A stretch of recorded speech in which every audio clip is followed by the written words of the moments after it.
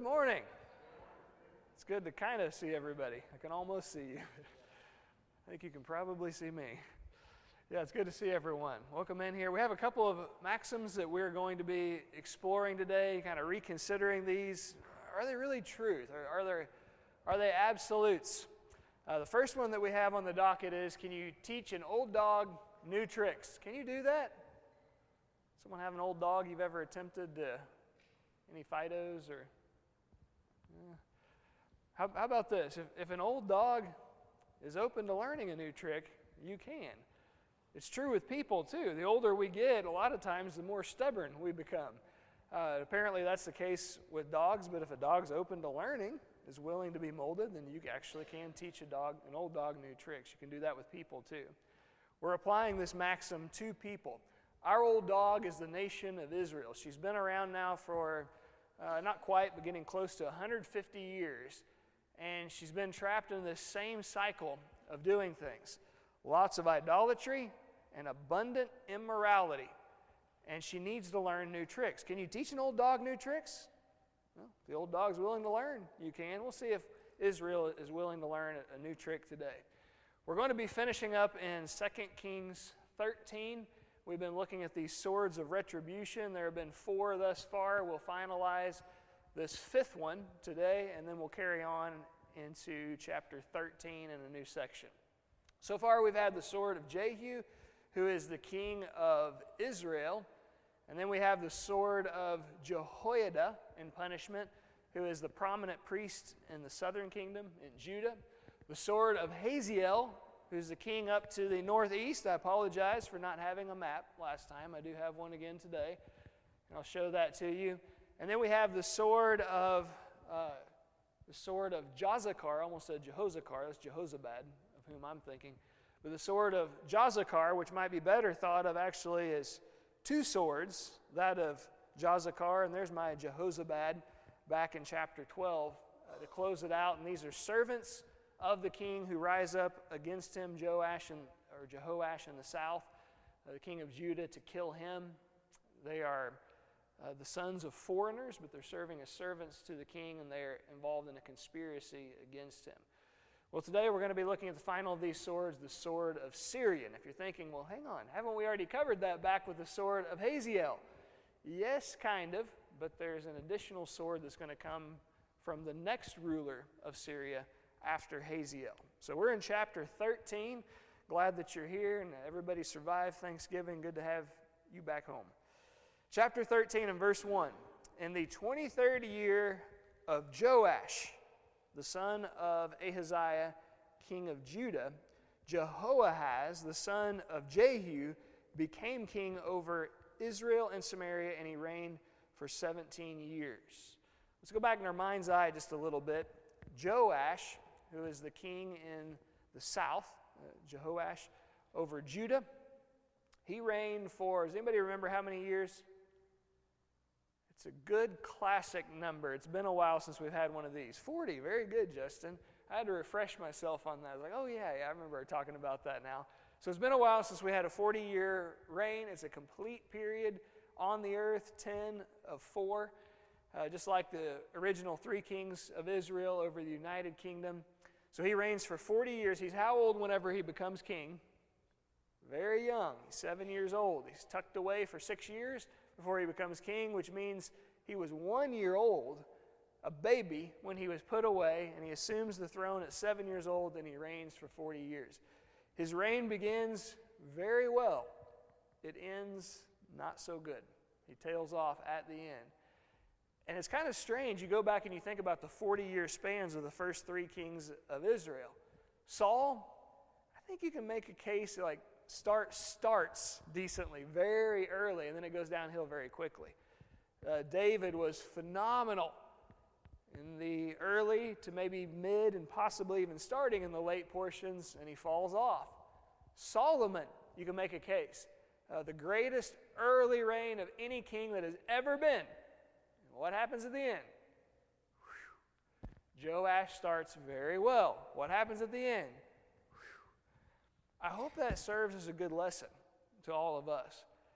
It's not super uncommon to start out really well. And you remember the thought that we brought last week, that it's not how you start, it's always how you finish. The kings aren't finishing very well, and that's the case also here with Joash. Now, we did conclude his reign back in chapter 12, and if you're wondering, well, why are we rewinding now 17 years? Well, we covered Judah, but as we do with the kings, we'll often then jump to the other, and there's a little bit of difference in their reigns. And so that's why we're in the 23rd year back in it of Joash.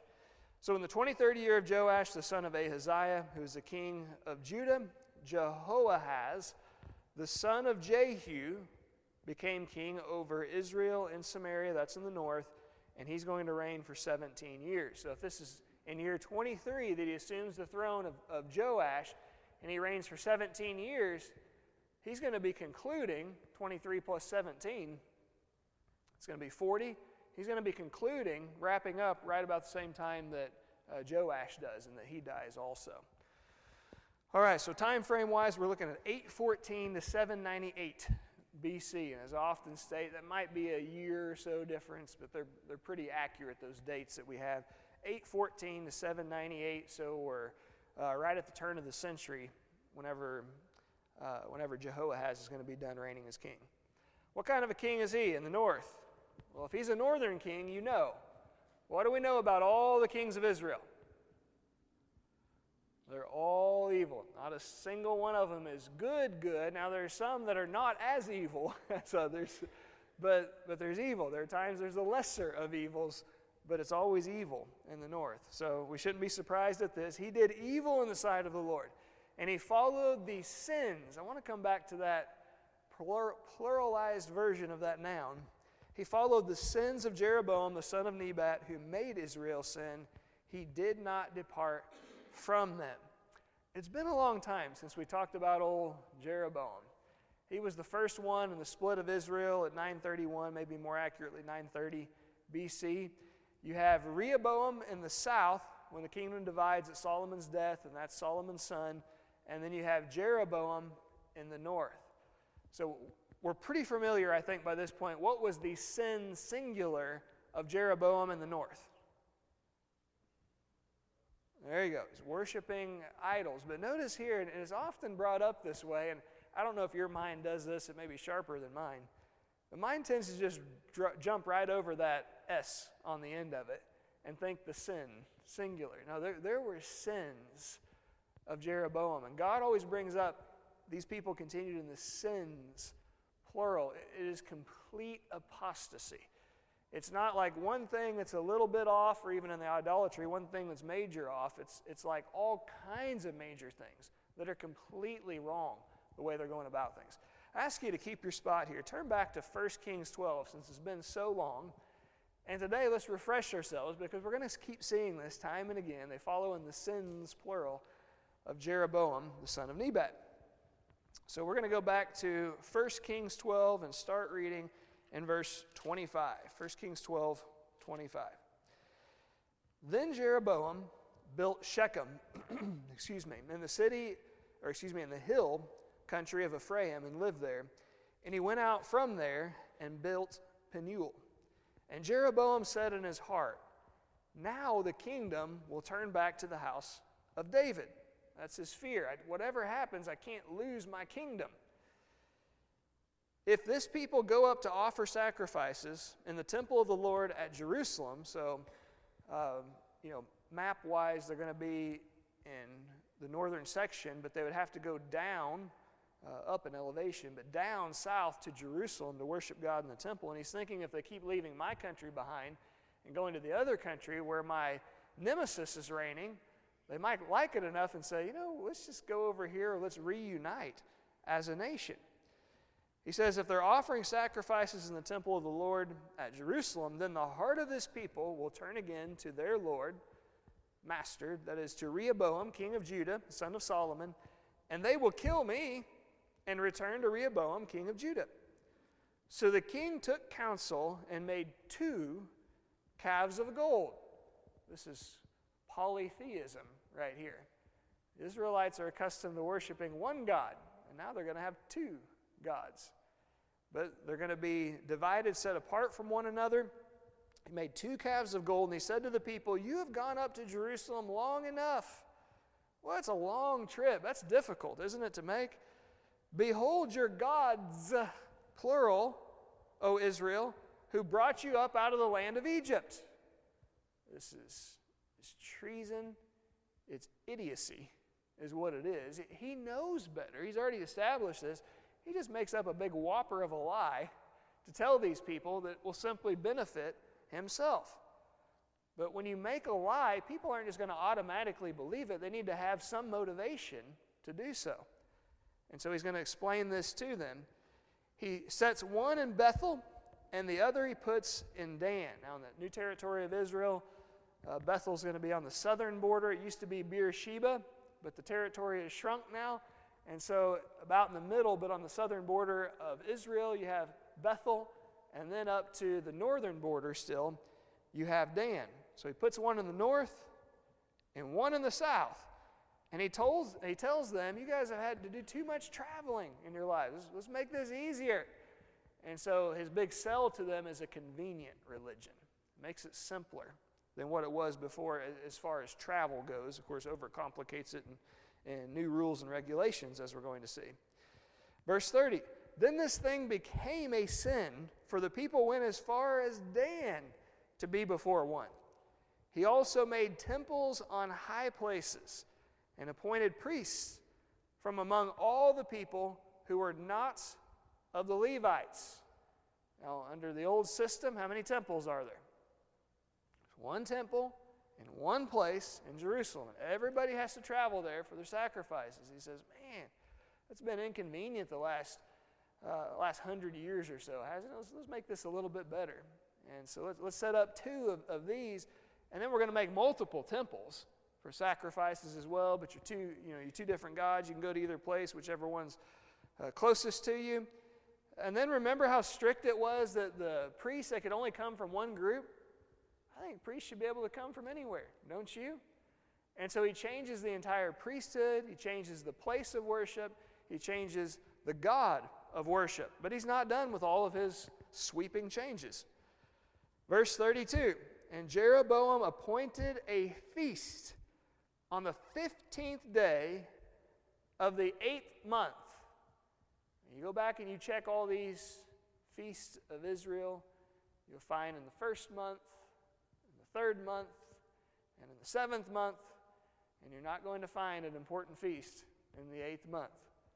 So why did he pick the 8th month and on the 15th day to institute a feast? I don't know if there's any certain rhyme or reason, but listen, it was like the feast that was in Judah. And maybe we're looking on like the Day of Atonement, like on the 7th day, 10th month. It's pretty close, the 7th month, 10th day. That's pretty close to that. Just about a month off. Whatever it is, he institutes his own feasts also.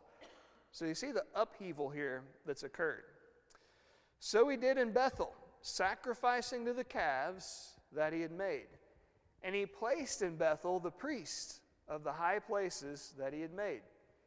He went up to the altar that he had made in Bethel on the 15th day in the 8th month, the new holy day, or so he would say, in the month that he had devised from his own heart," not God's command, "and he instituted a feast for the people of Israel and went up to the altar to make offerings."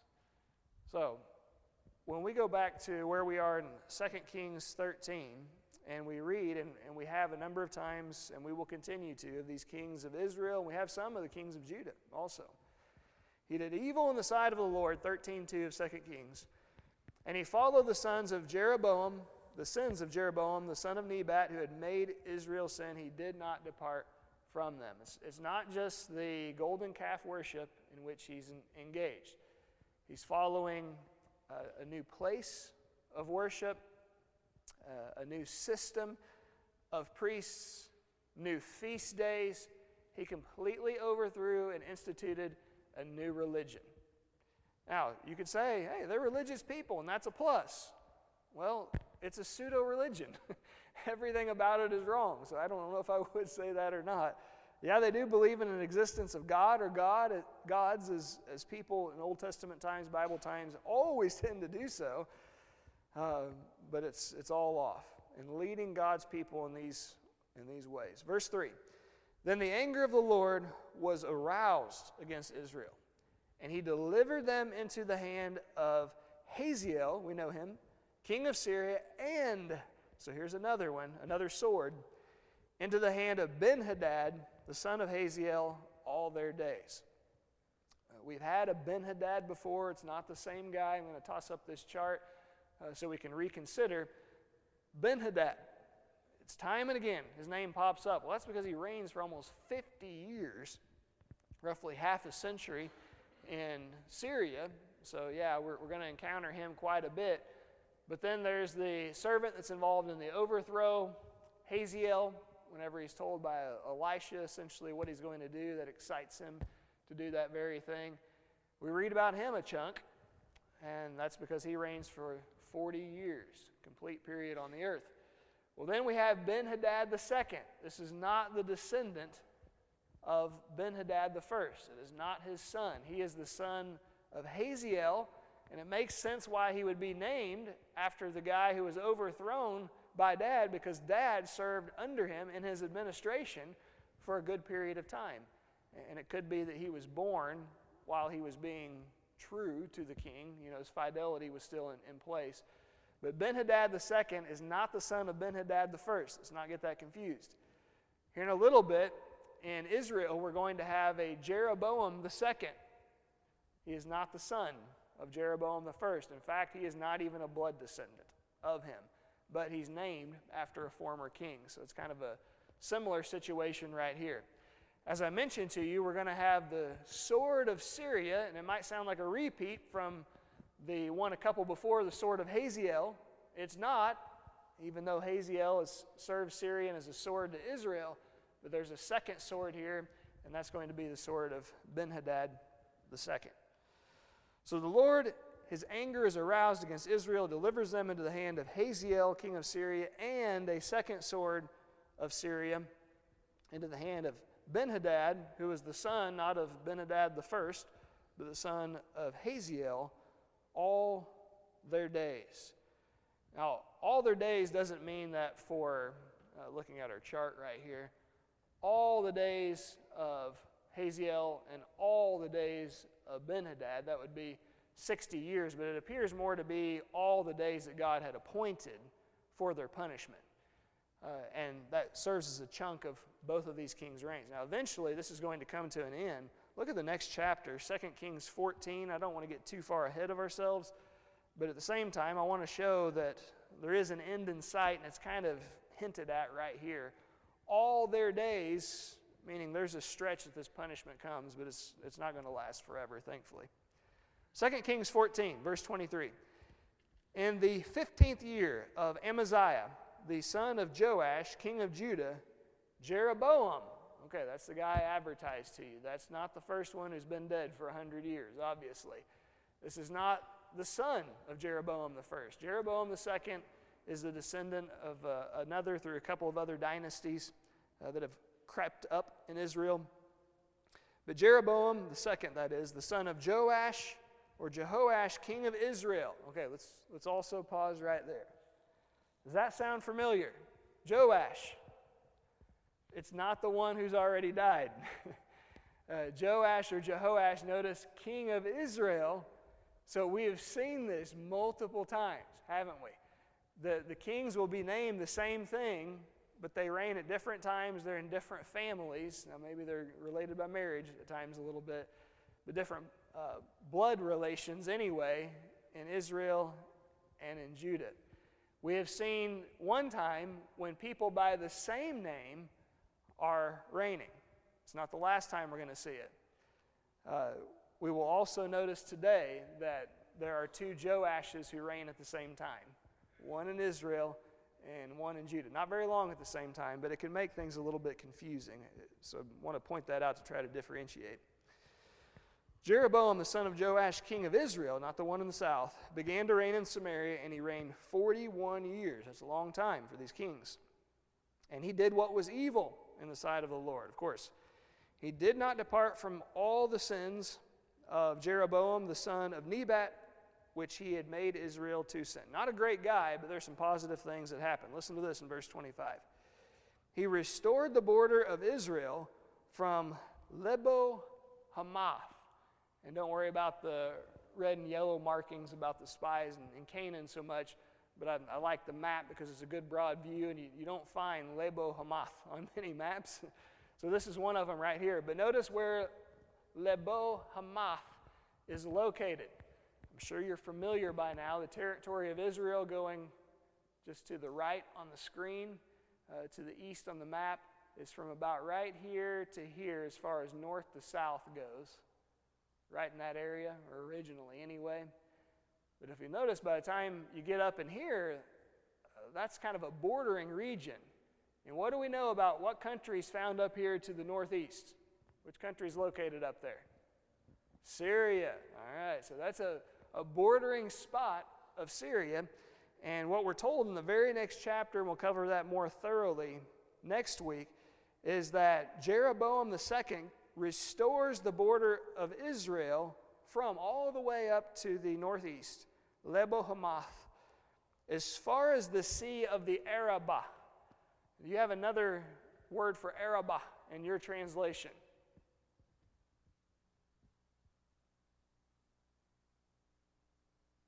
Nothing? Okay. All right. I thought there might be one. South. That's a little easier, isn't it? Just south. Don't transliterate it. Just translate it south. South, the southern reaches of the territory of God's people. And what we read about is the Sea of the Arabah, or the Sea of the South. And the southern reaches of God's people, what's the southernmost sea that you'll notice there? The Dead Sea. Yeah, that's the Salt Sea or the Dead Sea is what that is. And so this territory is restored to Israel all the way down to the south, all the way up to the north, and even to the east. So there's some reprieve down the line, even though we don't have it at the moment. According to the word of the Lord, the God of Israel, which he spoke by his servant Jonah, we know him, the son of Amittai, the prophet who is from Gath-hepher. For the Lord saw that the affliction of Israel was very bitter, for there was none left, bond or free, and there was none to help Israel. But the Lord had not said that he would blot out the name of Israel from under heaven, so he saved them by the hand of Jeroboam, the son of Joash. I know, again, we're not there quite yet, but in this time of oppression under two different reigns of kings up to the northeast, there is some end eventually in sight. And I just bring it up right now because back in verse 3 of 2 Kings 13, it's mentioned that Israel was delivered into the hand of two kings of Syria, first Hazael, second Ben-Hadad, who's Ben-Hadad the second. All their days, again, I don't believe that's a reference to all the days that those kings reigned, but all the days that God had appointed of the Israelites' punishment, but that will come to a conclusion eventually. And there's a little bit of help even during the reign of Jehoahaz. Even though he's an evil king, doesn't do a lot of great things, there is some relief that's granted. And why does this take place according to our memory verse? 2 Kings 13:4.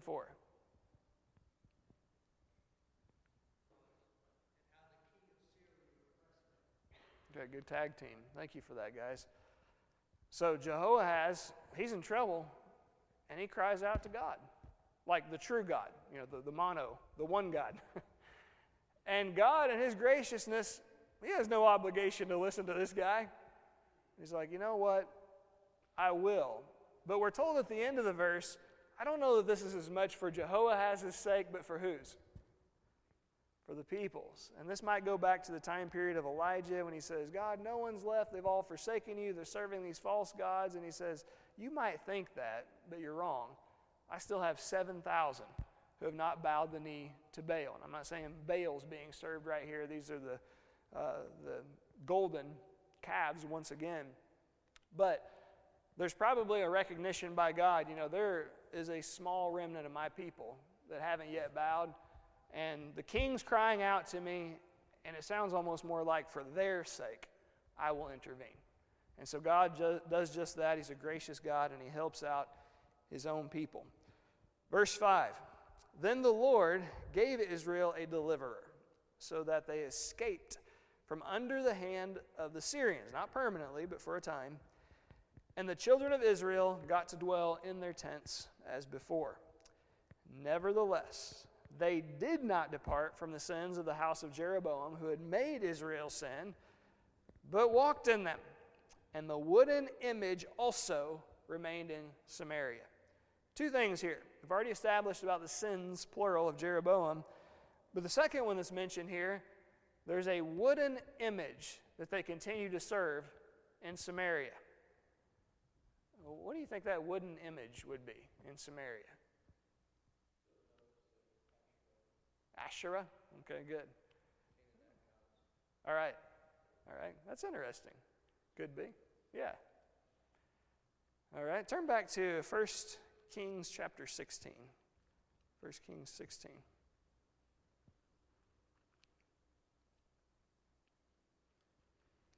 We'll read in verse 29 down through 33. 1 Kings 16, 29. Could be this one also. That could be. That's interesting, Marty. I hadn't seen that possibility. In the 38th year of Asa, king of Judah, Ahab the son of Omri began to reign over Israel. And Ahab the son of Omri reigned over Israel and Samaria 22 years. He did evil in the sight of the Lord more than all who were before him. And as if it had been a light thing for him to walk in the sins of Jeroboam the son of Nebat, a whole overthrow of religion, we know by this point, he took for his wife Jezebel, the daughter of Ethbaal, king of the Sidonians, and went and served Baal and worshipped him. He erected an altar for Baal in the house of Baal, which he built in Samaria. Okay, verse 33, Marty. It could be just the female counterpart, which would make a lot of sense here. And Ahab made an Asherah. Ahab did more to provoke the Lord, the God of anger, than all the kings of Israel who were before him. So this appears to go back to the worship of Baal, and specifically, would be the comment of the Asherah, maybe more the female counterpart, Baal, and the Baals being the male side of that. But it's a return to that worship. And let me point out something to you why this might be just a little bit surprising.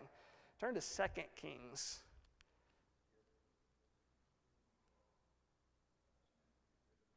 Exactly. Very good, Justin. Excellent. 2 Kings chapter 10, so not far from where we are today. 2 Kings 10, notice verses 17 and 18, and what Justin has pointed out. There was a purging of this pseudo-religion not very far back. Verse 17. And when he, that is Jehu, came to Samaria, he struck down all who remained to Ahab in Samaria, till he had wiped them out according to the word of the Lord that he spoke to Elijah. Now don't forget, Jehu is not of the family of Ahab, and he wants to completely wipe Israel clean of all the history involving Ahab. And so he starts killing all the people who are connected to Ahab, not only in the family, but also parts of the royal cabinet and so on.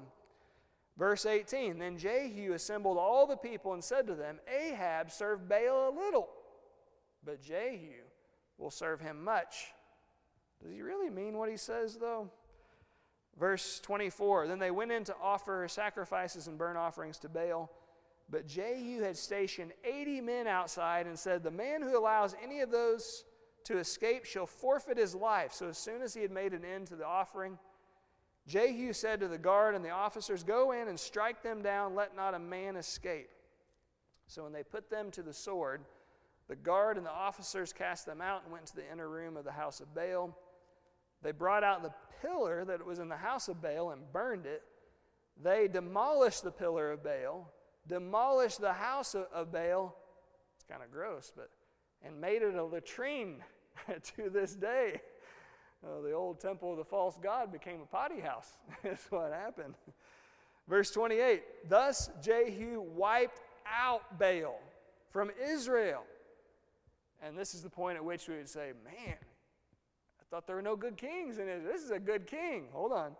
But Jehu did not turn aside from the sins of Jeroboam, the son of Nebat, which he had made Israel to sin. That is the golden calves that were in Bethel and Dan. And the Lord said to Jehu, because you have done well in carrying out what is right in my eyes, and have done to the house of Ahab according to all that was in my heart, your sons of the fourth generation shall sit on the throne of Israel. But Jehu still was not careful to walk in the law of the Lord, the God of Israel.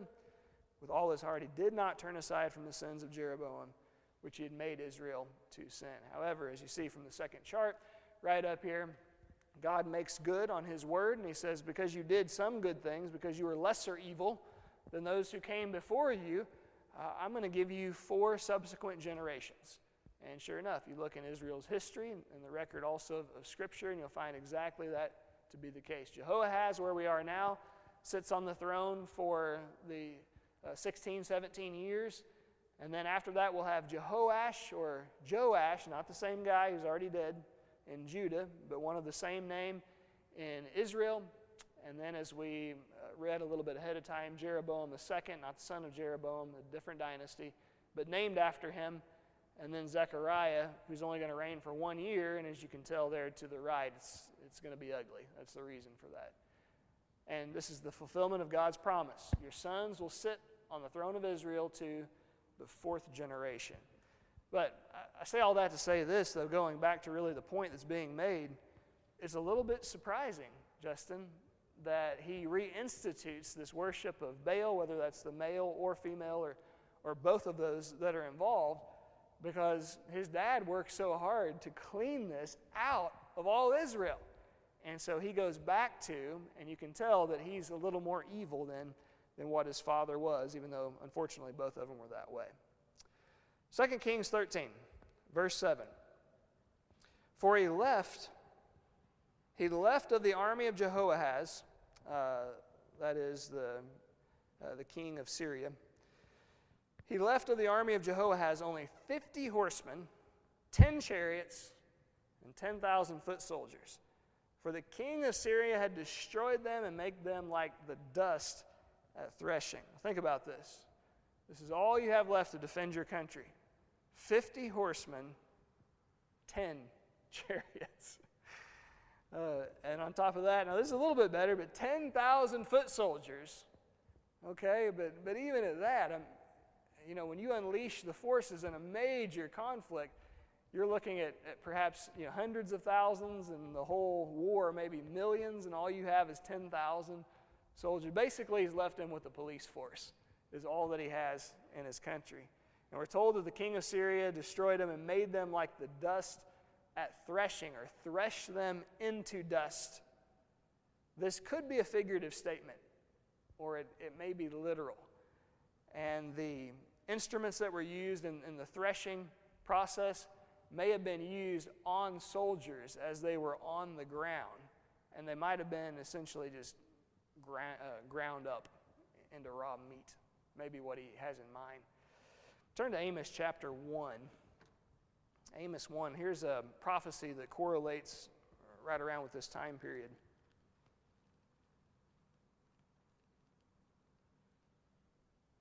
Amos 1, if it's helpful at all, it's right after Joel.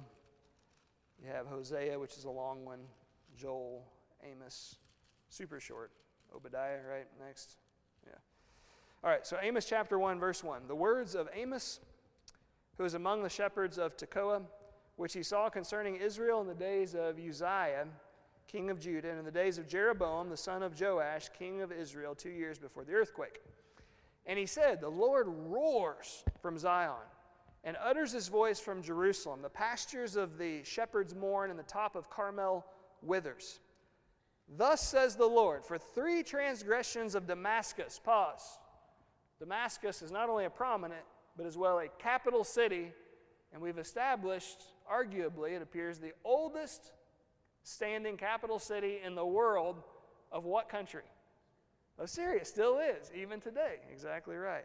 So when he says for 3 transgressions of Damascus, he means for 3 transgressions of Syria, and for 4, the ancient X+1 formula, I will not revoke the punishment because they have threshed Gilead, which is the land of Israel, and specifically on the Jordan River, with threshing sledges of iron. Now we read that this was applied to the army of Israel. Again, it might not be figurative, it might be literal. He says, it shall devour the strongholds of Ben-Hadad. I will break the gate bar of Damascus, the capital city, and cut off inhabitants from the valley of Avon, again in Syria, and him who holds the scepter from Beth Eden, and the people of Syria shall go into exile to Kir, says the Lord. So this might be this punishment. It's like, these are atrocities that occur, and that's why judgment's coming on all these places. I don't know that this is as much atrocity just to apply it to the land, but you apply it to the people of the land, the threshing implements, and kill them so viciously, it would make a lot more sense. So that may be the meaning back in verse 7 of 2 Kings 13. All right, finishing up this little section here. Now the rest of the acts of Jehoahaz, all that he did in his might, are they not written in the book of the Chronicles of the Kings of Israel? So Jehoahaz rested with his fathers after the 17-year reign of verse 1 mentioned, and they buried him in Samaria. Then Joash, or Jehoash, his son, this is a new one, reigned in his place. And so that's going to take us into our journey to recovery, and we see some positive things start to happen after some really tough times at the hands of Syria.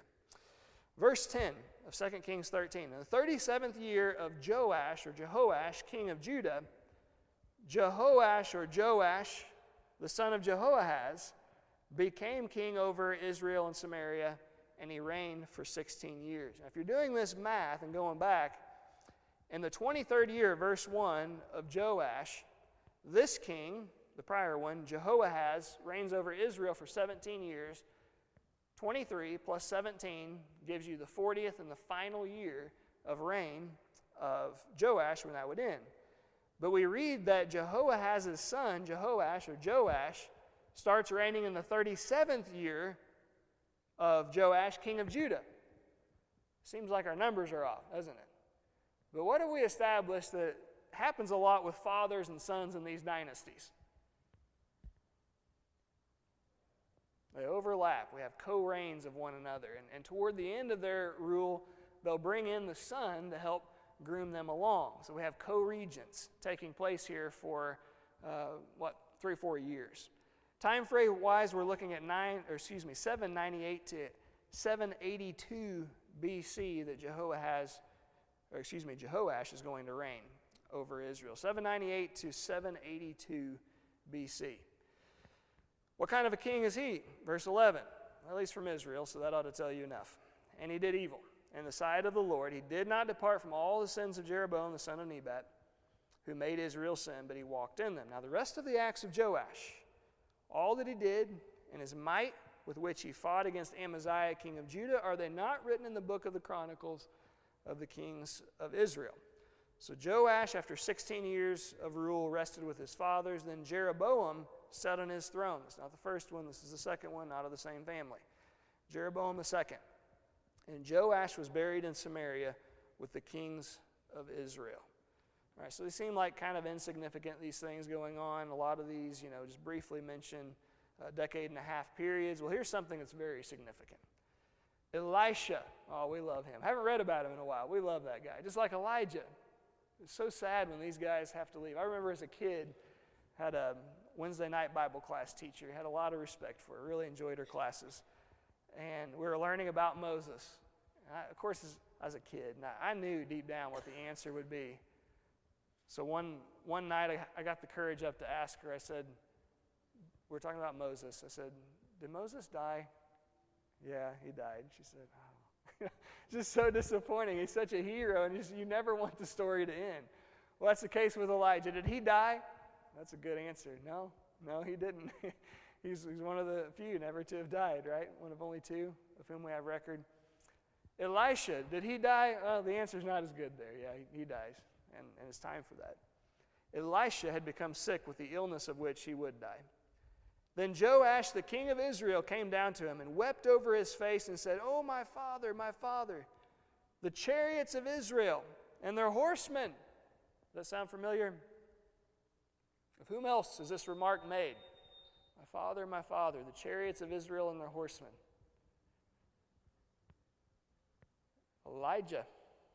Elijah. And that's what Elisha said about him whenever he departed. And you recall our discussion on that? What is meant by that? Chariots and horsemen are instruments of what? Of war, number one, okay? And you might look at it this way. Chariots also have wheels. Why do you want wheels when you turn 16? They move, they take you places, right? And I think that may be the idea that these great prophets of Israel had moved Israel. They had taken them places. They were the hope of Israel.